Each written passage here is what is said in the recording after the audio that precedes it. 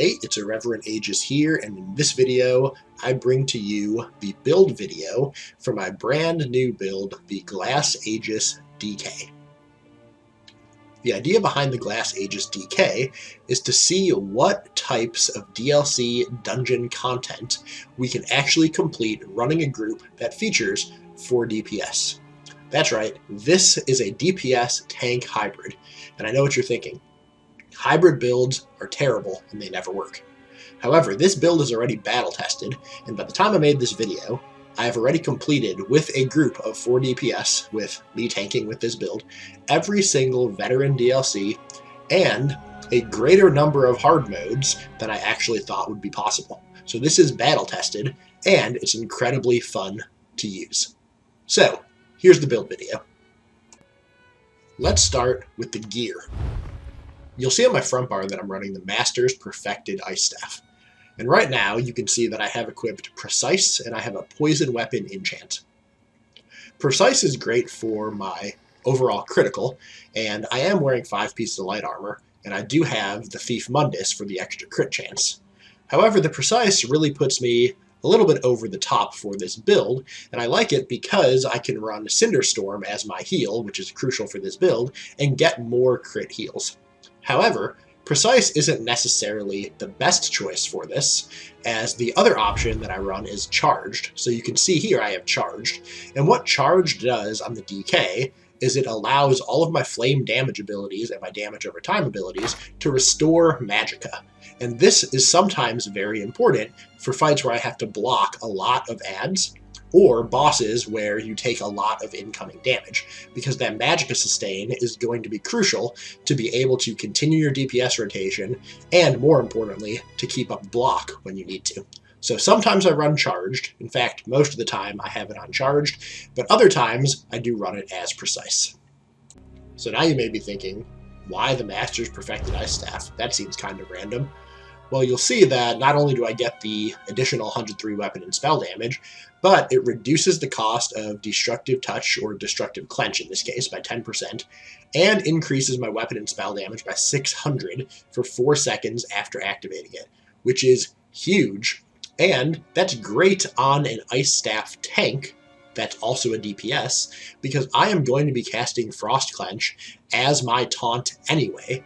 And what else does Frost Clench do that makes it so effective on this DPS tank hybrid? It applies Major Maim. And of course, I only have 18.7 thousand health, so all the damage reduction that I can get is beneficial. So I'll be casting it anyway every 4 or 5 seconds for Major Maim, but I also get to apply the Chilled status effect, which procs Brittle, and that can be done every 4 seconds. So every time I cast this, every 4 seconds, I am reapplying Brittle, reapplying Major Maim, and to top it off, giving myself an extra 600 weapon and spell damage. So it's a win-win all around. On my back bar, I'm wearing the Olarima's Ice Staff. I'm running it infused, and I'm running the weapon damage enchant to increase my weapon and spell damage by 452 every time it procs. This is great because, again, I'm a DPS, and it's extra important that I have that extra weapon damage because the other set, which I'll go into a little bit later in this video, is Alkosh. And I want to have the most weapon damage that I possibly can have in order to proc the maximum benefit from Alkosh. Hence, I'm going with the weapon damage enchant infused. So what does Olarima actually do for me and my group? Well, first, for me, the 3-piece gives me minor Aegis at all times, which again is perfect for this build because I want more damage mitigation because I am a DPS fulfilling the role of a tank. So having that 5% damage reduction is going to go a long way. Of course, the 2-item and the 4-item buff are kind of useless for me on this build because they're magicka recovery, and since I'll be blocking with an Ice Staff, I don't really care to have magicka recovery. But I guess I'll deal with it because overall the benefit of the 5-piece is excellent. A lot of tanks actually run Olarima anyway on their weapons and jewelry because it's such a powerful buff. So a lot of 1 tank 3 DPS groups already have Olarima, and I'm going to provide that as well. Essentially what you're doing is you are giving your group major courage every time somebody steps in your Olarima circle. And that's going to give 430 weapon and spell damage. This is great, even for me, because I could also use the extra 430 weapon and spell damage, so Olorima was a great choice for this build for both the 5-piece and the 3-piece set bonuses. Moving on to my other set, it is Alkosh, and I run this on 2 body pieces and 3 jewelry pieces. It's medium, and I want to run 5 light, so I'm only doing 2 body pieces. The 3-piece bonus gives me Minor Slayer at all times, as it is a damage-dealing trial set, so I do really like that on this build. Minor Slayer really helps with my overall damage.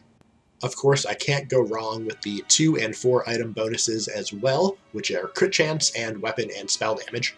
When they did the update to make crit just a flat crit chance and not weapon and spell crit separately, and when they made all of the weapon damage sets and spell damage sets also give the other buff, this really made it possible for this build to thrive. So I really like Alkosh on a mag-based DPS tank hybrid. Now, we all know I'm not running Alkosh just to get the 2, 3, and 4-piece buffs. The real benefit of this for this build comes from the 5-piece, which every time I activate a synergy, not only do I do some damage initially, in addition to some damage over time, and all of this stacks, so if I hit multiple synergies, I get multiple procs of this, but I also reduce the physical and spell resistance of every enemy hit by that by an amount equal to my weapon damage, up to 6,000. And, as you'll see later in this video, I'm most likely doing this full 6,000 every time I proc a synergy. And this is going to be great because what I don't have on the double Ice Staff tank is I don't have a source of Minor Breach, and I'm also not running Crusher. So this more than makes up for that 5k penetration loss and actually adds an extra 1,000 to it. What this means for an all-mag group, and by all-mag I mean every person in the group is wearing 5, 6, or 7 light armor pieces, it means that we are at cap or very close to cap for penetration. If you're thinking about trying out this build, which you absolutely should not unless you're crazy like I am, make sure your group comp is going to be throwing you synergies. That way you can proc Alkosh as often as possible. When I bring this into content, my group is set up a certain way so that we can maximize the number of synergies while still keeping up our good DPS rotations. Last up, I have the monster set. And I run this both light for the headpiece and the shoulder piece, again because I want to have 5 pieces of light armor. And here I'm running Dami House. And you may be thinking, Dami House, that's a really weird choice, as that is not top DPS or defensive in any way. So why do I choose Dami House? Well, one, it's really easy to proc Dami House. And as a DK, I do a lot of damage over time that I don't necessarily need to refresh. And it's really easy to just hit my chain spammable on a boss to proc this as well, and not even lose any magicka. So it's easy to proc this. Second, it's a fairly good damage over time as well. So it gives me a lot of passive damage when I'm just standing there doing nothing. But more importantly, when I'm within the ring, which I'm pretty much always within the ring, it's going to give me 300 weapon and spell damage. And that extra 300 weapon and spell damage, when you multiply it with Major Brutality and Minor Brutality, is going to add a lot more to my total weapon damage, which makes it even more likely that I'm going to have over 6,000 weapon damage when I proc Alkosh. That's why I chose Dami House. Sometimes there are fights where I need more magicka sustain, and in those cases I change out my chest piece for Bloodlord's Embrace, and I have 2 versions of it. One that's Divines with max magicka, and then the other one which is health and reduced block cost. Now I try not to run this ever, but if I have to, I will choose the more appropriate one for the situation. Because again, I'm blocking with magicka and I'm using magicka-based skills. So if there's a lot going on and I need to keep up my block and it keeps draining my magicka, I will put on Bloodlord's Embrace so I can restore that magicka for more sustain. And then for the shoulder piece, I will put Alkosh on the shoulder piece. Now that does mess up my 5 light armor pieces that I have, but again, it's a trade-off. I'll lose some damage, but it may be necessary for whatever fight I'm going with. For my jewelry, you'll see that I run all infused and I run all spell damage enchants. Now the reason I went with infused over bloodthirsty is because sometimes I need to change my enchant off of spell damage and onto something else. And infused is universally good, whereas bloodthirsty is going to only be good for doing more damage. But infused spell damage also does more damage, just not more than Bloodthirsty, but it does have the benefit of making my self-heals much stronger, which Bloodthirsty does not. And I'm going to need as much self-heals as I can get from my Cinderstorm to survive a lot of the content. I know I scrolled through my body pieces rather quickly, but all of them have the max Magicka enchants, and they all have Divines as the trait. Alright, now that we're done going over the gearing, let's go over the skills that make this successful. On my back bar, let's take a look at what I consider to be the most important ability for the Glass Aegis DK. Cinderstorm, a powerful ground-based heal over time. At the beginning of every fight, I throw down a Cinderstorm before engaging the enemy. I then proceed to stand in it as I go through my entire rotation. In most battles, it keeps my health topped off without any other heals on my bar. Because I have about 50% crit and about 8,000 spell damage when fully buffed, the heal is ridiculous, and it lasts for 18 seconds. There are 3 additional benefits to Cinderstorm. First, other teammates can benefit from the heal, as it's an AoE. Second, if I want to place Olarima in a specific spot, I can simply cast Cinderstorm in that area. Then I can recast it on myself, and there's not even a penalty, as the cost is 340 Magicka per second. And finally, every time I cast Cinderstorm, it does give Minor Brutality as well. Next up, I have Igneous Weapons, which is great for both myself and my entire group, as it gives Major Brutality and Sorcery for 54 seconds. The Major Brutality really helps me with proccing the maximum benefit of Alkosh, but in recent patches it really helps the entire group, even a mag-based group, because a lot of the times mag-based tunes are running a poison enchant on their front bar now, and a lot of the time some of them use dual-wield daggers. So Major Brutality is going to help with their damage. Of course, if they are running an ultimate on their front bar like Flawless Dawnbreaker, that also can go a long way to boosting the damage from Flawless Dawnbreaker. So Igneous Weapons, it's a great ability. Next up, we have Engulfing Flames. This is a fantastic ability on 2 fronts. One, it's a good damage over time ability for me to do some damage. But more importantly, I buff my entire group's flame damage when I use it. Since I have good spell damage on this build, I give the full 10%. The 4th ability I run is Burning Embers. In Update 33, this is actually going to be even better for the Glass Aegis, as the damage is staying just as strong, but the heal is going to be a heal over time rather than a burst when the ability ends. That means the survivability of the Glass Aegis is going to be even further improved, and there will be more margin for error if I ever need to roll dodge out of my Cinderstorm and need to recast it. My 5th ability on the back bar is Blockade of Frost. Sometimes I use Unstable Wall of Elements instead, but I do like the fact that Blockade of Frost gives me a 14-second duration to line up with most of the other DK skills. In addition, I like the 14 seconds because it gives me more procs of my enchant and involves less bar swapping, because bar swapping is especially dangerous on the Glass Aegis. As you might expect, my ultimate of choice for my back bar is Magma Shell. Everyone knows that Magma Shell is just about the greatest ultimate for survivability ever, but what makes it extra good on the Glass Aegis is that for difficult fights, where literally every attack kills me if I don't block, it allows me to drop block for 12 seconds so I can light attack weave through my entire rotation without having to worry about making silly mistakes such as bar swapping while getting light attacked. That'll ruin the pull. Even though the damage inflicted by Magma Shell is small compared to other ultimates, my overall DPS goes up over the other ones because I don't have to keep up block. Now let's say I'm just farming transmute crystals or doing undaunted dailies or just screwing around on some of the earlier vet DLCs. In those, I don't need to block very often, so I'll swap my ultimate to Standard of Might. Standard of Might does way more damage and buffs all my other damage. Not only that, but it does reduce my damage taken as well, so it really is the best choice of ultimate for the lighter content. Moving on to the front bar, everyone knows that tanks need to pull everything in, as obliterating trash pulls in 3 seconds or less is far more important than being able to complete final boss hard modes. So of course, I have to slot Unrelenting Grip at all times. But seriously, chains are my spamable for a great reason. Obviously, I could equip the whip instead, and while that would definitely be a damage increase, I'd probably also have to dress up my character in leather and go roleplay in Riften.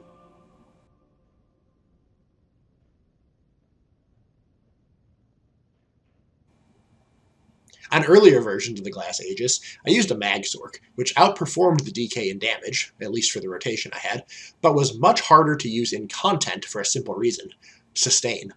Unrelenting Grip is a free spammable on boss fights. In fact, it has a negative cost, as you restore 1000 magicka whenever you apply the burning status effect, which chains can proc. In other words, I can block cast this all day with no penalty. That makes Unrelenting Grip an amazing spammable for this build. My second front barred ability is Elemental Drain. Obviously, I need a source of Major Breach. Since I'm not running the sorted board, I'm running a double Ice Staff. So I need Major Breach, so Elemental Drain is going to be slotted in. The side benefit of this is it does provide the Magicka Steal for my entire group for better Magicka Sustain. I have messed around with using Elemental Susceptibility instead of Elemental Drain, as that actually does more damage because it applies a status effect every 6 seconds. It also adds damage because I need to refresh it only once every 60 seconds, as opposed to once every 23 seconds. However, the sustain benefits from Ele Drain have tended to outweigh the damage benefits from Elemental Susceptibility, so I usually go with Elemental Drain. Flames of Oblivion is a no-brainer to have in my front bar, as it gives Major Prophecy and Savagery just for having it slotted. That extra crit chance is really nice both for damage and for heals over time. Because I also get Major Sorcery and Brutality from Igneous Weapons, I have no need to run potions that buff my damage, so that frees me up to run Tri-Stat Pots or Specialty Potions for specific content that I wouldn't otherwise have the flexibility to use if I wanted to keep my damage up. And of course, as a side bonus, Flames of Oblivion is a good damaging ability as well. Volatile Armor is my source of Major Resolve and is the damage-dealing morph of Spiked Armor. Currently, the damage scales off DPS stats, which is great because mine are high, so this is actually a decent dot for me considering it's a defensive skill. Unfortunately, in Update 33, they are reworking the damage to scale with resistance, and I don't have much of that. My fifth front bar slot, of course, must be my taunt, as this is a tank, I think. Since you already know I'm running the Master's Ice Staff, it's a no-brainer that I'm using Frost Clench in this slot, for the multiple reasons I mentioned earlier in the video. Last up, my preferred front bar ultimate is Flawless Dawnbreaker, largely for the extra 3% passive weapon and spell damage from the Fighter's Guild. However, Dawnbreaker's cheap cost, decent damage, and active effect of buffing my weapon and spell damage by 300 are really nice to have available as well. In super sweaty fights where I can't really bar swap when I want to, I just double bar Magma Shell. But in fights where I have a little bit of room for error, I definitely like to run that Flawless Dawnbreaker on the front bar. Let's talk about options for modifying my primary build. If I need more survivability, I'll move Ele Drain to my back bar. In its place, I often will run Dampen Magic, the light armor damage shield. The DK's class damage shields scale with health, so they're way too weak for this build to be particularly useful. I run this damage shield largely to deal with uncleansable damage over time effects that get put on you by certain bosses.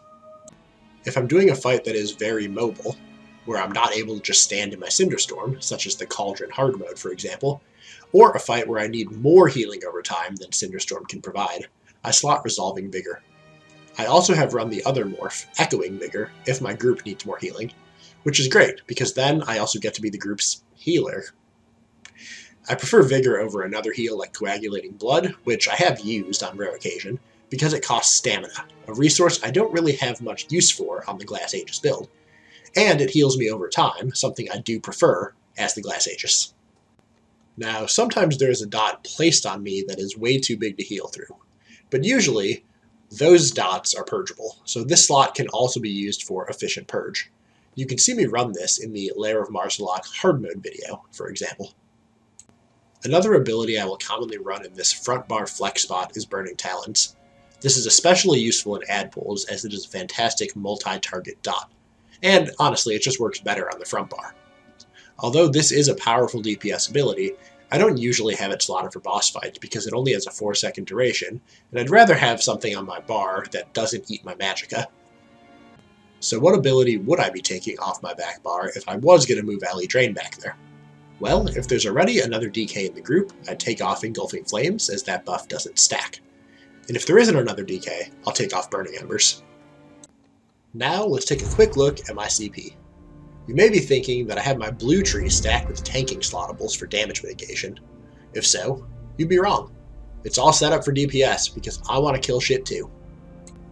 I have settled on running 4 of these 5 slottables, but I haven't really decided which combo is best. And honestly, I probably don't care enough to test it out. What kind of nerd min-maxes their damage on a tank that's probably blocking most of the time anyway? Not this nerd. Now I do like Untamed Aggression, however, because it does give me the extra weapon and spell damage, so I usually keep that at all times. I know it's not popular for DPS to run, but I like it because I stack my weapon damage for Alkosh. Now let's see some red. Most of the time I'll run Survival Instincts to keep my block cost down, Bracing Anchor because I'd be very dead all the time without it, Fortified for the extra resistance, and Boundless Vitality because a max health of 18.7 thousand just feels right. It's warm, cozy, and most importantly, super safe to tank with.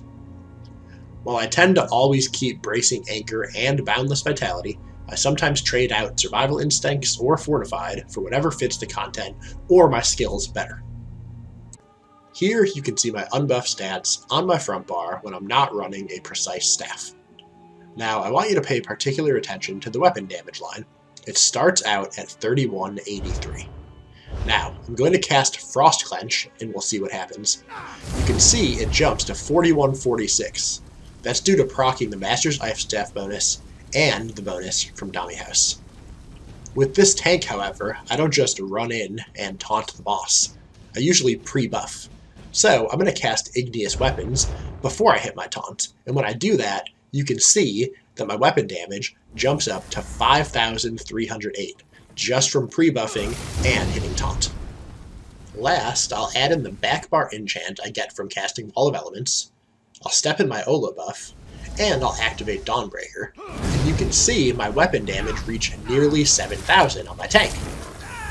Even without an active Dawnbreaker, I'm still going to be over 6,500, and if I have to unequip it entirely because I'm running Magma Shell, I'll still be over 6,300 with all my buffs. Dawnbreaker aside, the best part about this is that none of these buffs are particularly challenging to keep up. This means that as long as I hit my Frost Clench before hitting a synergy, I'm usually going to be giving the full Alkosh buff, or at least close to it. I know it's not as exciting, but let's talk briefly about my food and my potions. I mostly run Ghastly Eyeball because the new meta is running parse food on your tank. That keeps my health low, my damage high, and my YouTube channel more attractive. I've kicked around the idea of running max health, max magicka food as well, or even sugar skulls, as magicka recovery isn't a big factor most of the time in this tank, especially since the stat is useless when blocking on an ice staff anyway, but honestly, it sounds way cooler tanking things with 18.7 thousand health, so I haven't done it. Now, I have foreseen a scenario where I might need more health for certain parts of a fight, and in those cases, I could always just quick slot 2 foods and swap between them mid-battle, if necessary. For potions, I mainly use tri-stat pots. I don't need Major Sorcery, Brutality, Prophecy, or Savagery for my potions because I get those from class abilities. That frees up my potions to be used for survivability, sustain, or niche uses, such as these Resistance pots, which give me an extra 5,280 physical and spell resistance, a buff which stacks with Major Resolve. That makes surviving on the tank a little bit easier. I really like popping these at the start of a boss fight for the extra early survivability. Then I swap the tri-stats if I need more resources. Another niche potion I've used is these Unstoppable pots. In order to complete Unhallowed Grave hard mode, I buffed the knockback immunity to over 32 seconds using infused jewelry with alchemical amplification enchants. Potions can be fun too. Since this is a DPS hybrid build, I figured I'd end the video by showing a couple of 4-person group parses so you can see how much damage this thing can dish out under ideal combat conditions while I am getting ample amounts of synergies. The first parse is on the 6mm dummy and simulates most dungeon bosses, low health and not very challenging to tank. I don't need to block very much on these bosses, can usually go through my entire rotation while light attack weaving, and can run Flawless Dawnbreaker in Standard of Might. In the parse, you can see I actually cast my entire rotation, including my Cinderstorm, which does no damage, and my Major Resolve, which does considerably less damage than other abilities I could have run, just to make the parse look better. Even so, in this context, I hit around 40k on average. Not bad for a tank. The second parse here that I'm going to show you is on the 26 million dummy, and that is going to roughly simulate the amount of time that it would take our 4-man group to beat a mechanic-heavy veteran DLC dungeon hard mode. My DPS would obviously drop off dramatically in these situations, as I wouldn't be able to light attack weave, would likely have to double bar magma shell, and would have to be extra careful about when I actually was able to bar swap. Obviously, my damage numbers are going to be inflated here, and at the end you'll see I hit 35k, but this second one was really done more for fun than for realism. Obviously, without light attack weaving and some of the other things I mentioned, my DPS would drop off by probably about 10,000 or more, but still, I'm a tank, so if you're getting 20k out of me, awesome. Even with the inflated numbers, the total time that it took our group to take down this 26 million health dummy was 1 minute 51 seconds, and that was roughly equal to the time it took for us to take down the Lara Marshalok hard mode, a boss with 17.6 million health. That took us 1 minute 53 seconds, and it was very similar to how long it took us to beat the Unhallowed Grave hard mode, which has 18 million health. We took that one down 1 minute 42 seconds. So like I said, this group parse, which is conducted in an obviously ideal testing environment, does a fairly accurate job of representing how we would perform against an endgame dungeon boss, provided we didn't make very many mistakes. Anyway, if you enjoyed this in-depth look into some of the theory crafting I did to make this build, I'd appreciate it if you could hit the like button, leave me a comment, and most importantly, subscribe to my channel. P.S. If you want to check out some of the sweaty content I've completed while 4 DPSing dungeons with this build, I'll post links in the description as we overcome the challenges. And finally, if you're thinking about running this build just for kicks, please be prepared to die. A lot. Like, really, really a lot. You'll be dead all the time, trust me.